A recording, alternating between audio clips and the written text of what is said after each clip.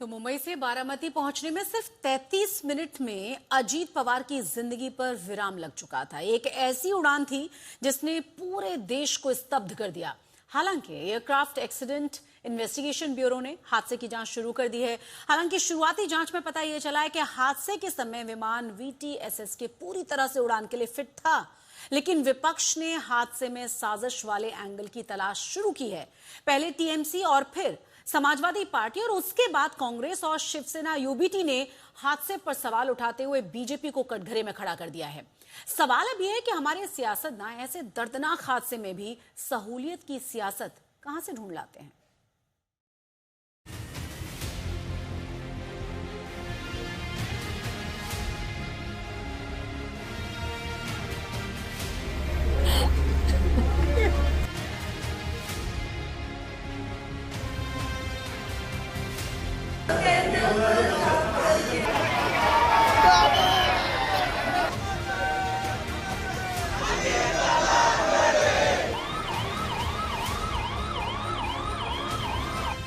अजीत पवार की मौत पर सियासत क्यों?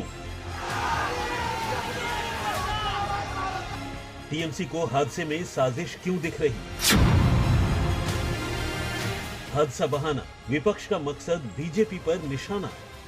6 बार महाराष्ट्र के डिप्टी CM रहे अजीत पवार ने अपने राजनीतिक कौशल से कई बार बताया कि वो महाराष्ट्र की सियासत के लिए जरूरी भी थे और मजबूरी भी। इसलिए वो 4 अलग अलग मुख्यमंत्रियों के डिप्टी रहे। अजीत पवार का सियासी सफर उतार चढ़ाव और ताकत से भरा रहा है। 8 बार विधायक और 6 बार उप मुख्यमंत्री रहे अजीत पवार ने महाराष्ट्र की राजनीति में अपनी मजबूत पकड़ बनाई। विवादों और राजनीतिक मोड़ों के बावजूद सत्ता के केंद्र में उनकी वापसी उनकी रणनीतिक कुशलता को दर्शाता है। शरद पवार के राजनीतिक वारिस माने जाने वाले अजीत पवार प्रशासनिक समझ, आक्रामक फैसलों और संगठन पर मजबूत पकड़ के लिए जाने जाते हैं। एयरक्राफ्ट एक्सीडेंट इन्वेस्टिगेशन ब्यूरो यानी AAIB ने हादसे की जांच शुरू कर दी है। हादसे के कुछ घंटे बाद ही आज जांच एजेंसी की एक टीम दिल्ली में विमान की ऑपरेटर कंपनी VSR वेंचर्स के ऑफिस पहुंची, तो दूसरी टीम बारामती में मौजूद है। बताया जा रहा है कि बारामती विमान हादसे की शुरुआती जांच में सामने आया है कि दुर्घटना के समय विमान VTSS के पूरी तरह एयरवर्दी यानी उड़ान के लिए फिट था। लेकिन हैरानी की बात है कि TMC सुप्रीमो और पश्चिम बंगाल की मुख्यमंत्री ममता बनर्जी ने साजिश की आशंका जताते हुए विपक्ष को कटघरे में खड़ा कर दिया। Message of Ajit Pawar, Deputy Chief Minister. He died today morning in a plane crash. I'm really shocked to see the news. There is no safety and security of the people of this country. Even the political leaders, I do not know what is the fate of the opposition political parties, but he was very much with the ruling party. But before few days ago, I came to know that from social network that somebody from other party, they gave a statement that Ajit Pawar is willing to leave the BJP. And now what happened today, I need proper investigation under the supervision of Supreme Court. जांच तो होना चाहिए क्योंकि ऐसा accident हुआ है जो unnatural है। इतना ही नहीं, TMC आरोप लगा रही है कि अजीत पवार बीजेपी छोड़कर विपक्षी गठबंधन महाविकास अघाड़ी में शामिल होने की योजना बना रहे थे। इसलिए हादसे की जांच हर एंगल से जरूरी है। कभी आप देखिए गुजरात का ex chief minister Vijay Rupani जी, वो किसी का एंटी था, खिलाफ था, उसका प्लेन एक्सीडेंट में डेथ हो गया।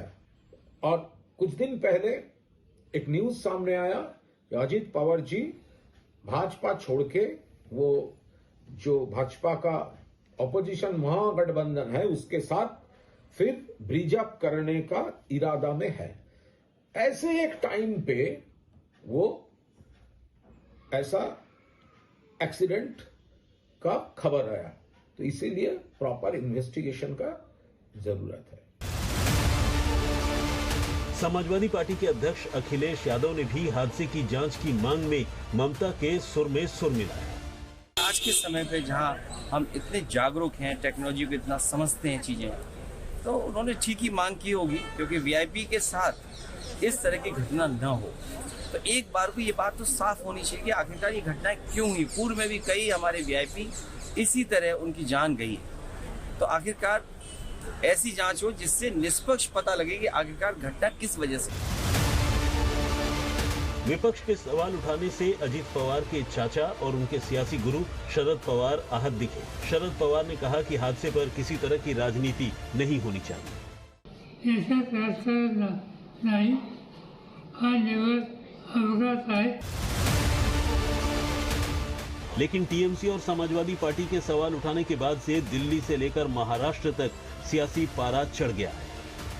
महाराष्ट्र के मुख्यमंत्री अजित पवार की प्लेन क्रैश में आकस्मिक मौत से अब इस पूरे मामले पर सियासत गर्मा गई है। पश्चिम बंगाल की मुख्यमंत्री ममता बनर्जी ने कहा है कि इस पूरे मामले की सुप्रीम कोर्ट की निगरानी में जांच होना चाहिए, क्योंकि बाकी एजेंसियों से अब भरोसा उठ गया है और सिर्फ सुप्रीम कोर्ट ही सच का पर्दाफाश कर सकता है। हालांकि महाराष्ट्र के दूसरे डिप्टी सीएम और शिवसेना अध्यक्ष एकनाथ शिंदे ने विपक्ष की जांच की मांग को स्वीकार करते हुए कहा कि हर हाल में हादसे की जांच होगी। जो दुर्घटना हुई है इसकी जांच जरूर होगी, क्योंकि ऐसी दुर्घटना पुनरावृत्ति ना हो, दोबारा ना हो, इसलिए जरूर इसकी जांच होनी चाहिए। वहीं महाराष्ट्र के मुख्यमंत्री देवेंद्र फडणवीस और एकनाथ शिंदे सूबे के राज्यपाल के साथ अजीत पवार के घर बारामती पहुंचे और उनकी पत्नी सुनेत्रा पवार के साथ जय और पार्थ पवार से मिलकर सांत्वना दी। हम सभी के लिए इस प्रकार के जननेता को खोना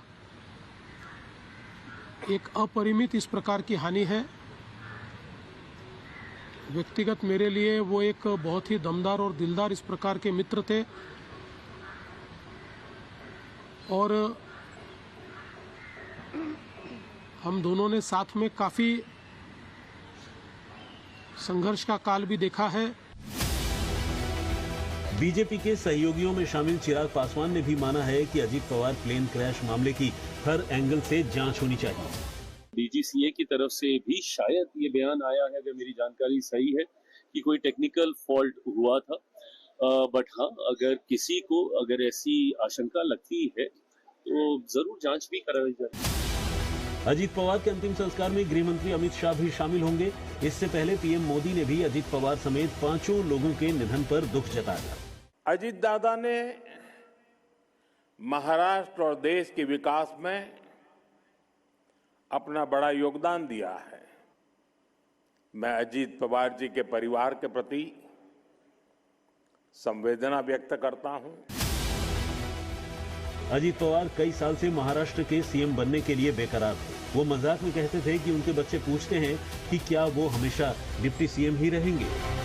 अब सवाल है कि क्या अजीत दादा के जाने के बाद एनसीपी के दोनों गुट एक साथ आएंगे या फिर महायुति सरकार में अजीत पवार की जगह उनकी पत्नी और राज्यसभा सांसद सुनेत्रा पवार डिप्टी सीएम की कुर्सी पर काबिज होंगी। अब महाराष्ट्र का उप मुख्यमंत्री कौन बनेगा? क्या उनके परिवार से और भी लोग एक्टिव पॉलिटिक्स में आते हैं? उनकी पत्नी सुनेत्रा पवार राज्यसभा में मेंबर ऑफ पार्लियामेंट है, या फिर जिस तरह से पहले डिस्कशंस थे शरद पवार और अजीत पवार की एनसीपी फिर से एक साथ आकर पवार लेगेसी को महाराष्ट्र की पॉलिटिक्स में आगे बढ़ाते हैं? ये कई सवाल अब उठ रहे हैं। ये सच है कि अजीत पवार के असमय निधन से महाराष्ट्र की सियासत में जो खालीपन आया है उसे भरने में एक लंबा वक्त लगेगा। अभिजीत करंडे, मुस्तफा शेख और ऋत्विक भालेकर के साथ बसंत मोरे, बारामती, आज तक।